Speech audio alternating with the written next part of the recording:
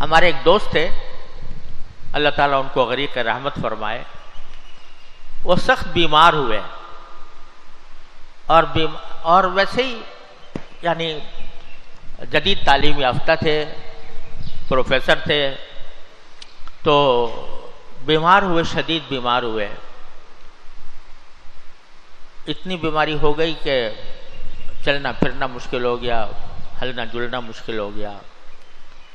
تو اس وقت انہوں نے اللہ تعالیٰ سے یہ عہد کیا کہ یا اللہ، میں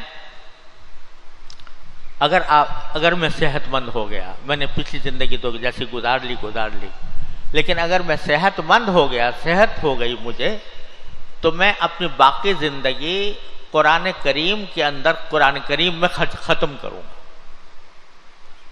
قرآن کریم پڑھنے میں، اس کے سمجھنے میں، اس کو دوسروں تک پہنچانے میں، اس میں خرچ کروں گا۔ اور اللہ تعالیٰ نے صحت عطا فرما دی۔ تو وہ ماشاءاللہ اچھے انگریزی داں تھے، انگریزی اچھی جانتے تھے، تو وہ وہاں سے امریکہ سے یہاں آئے۔ اس زمانے میں عمرے کرنے کے لیے گیا ہوا تھا، عمرہ کرنے کے لیے گیا ہوا تھا بیت اللہ شریف میں۔ تو اس وقت مجھے یہ انتظار تھا کہ حضرت میرے والد ماجد قدس اللہ تعالیٰ سرہ کی جو تفسیر ہے معارف القرآن، اس کا انگریزی میں ترجمہ ہو جائے تو بہت اچھا۔ ایک صاحب نے شروع کیا تھا، ان کا انتقال ہو گیا، انا للہ و انا الیہ راجعون کا ترجمہ کر رہے تھے، اسی پر انتقال ہو گیا۔ یہاں مدفون ہے ہمارے قبرستان میں، محمد حسن عسکری تھا مرحوم۔ اس کے بعد سے کوئی ترجمہ کرنے والا ملتا نہیں تھا کہ جو اس محبت سے اور شوق سے ترجمہ کرے۔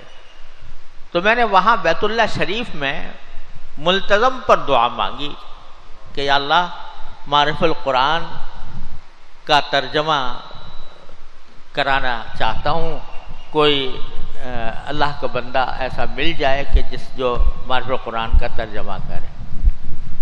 میں وہاں دعا کر رہا تھا اور یہ صاحب امریکہ میں صحت مند ہو کر یہ عہد کر رہے تھے کہ اب اپنی زندگی میں قرآن کریم کی خدمت میں صرف کروں گا۔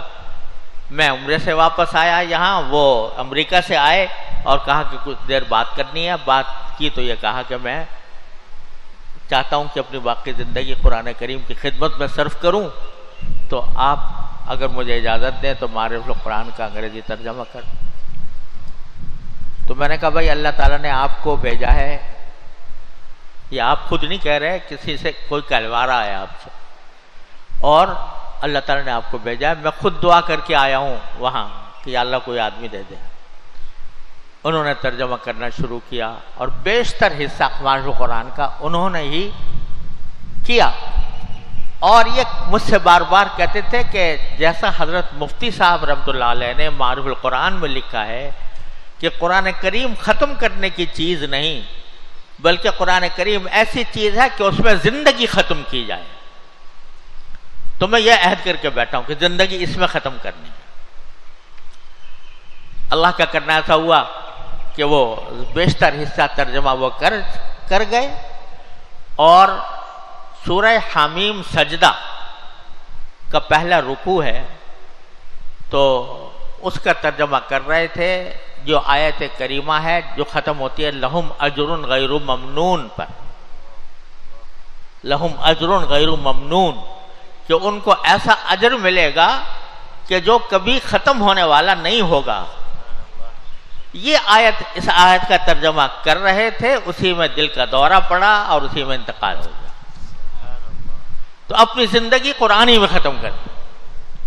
اللہ تعالیٰ ان کے درجات بلند فرمائے، ان کو جنت میں اعلیٰ درجات عطا فرمائے، قرآن کریم کی خدمت کا ان کا صلہ عطا فرمائے۔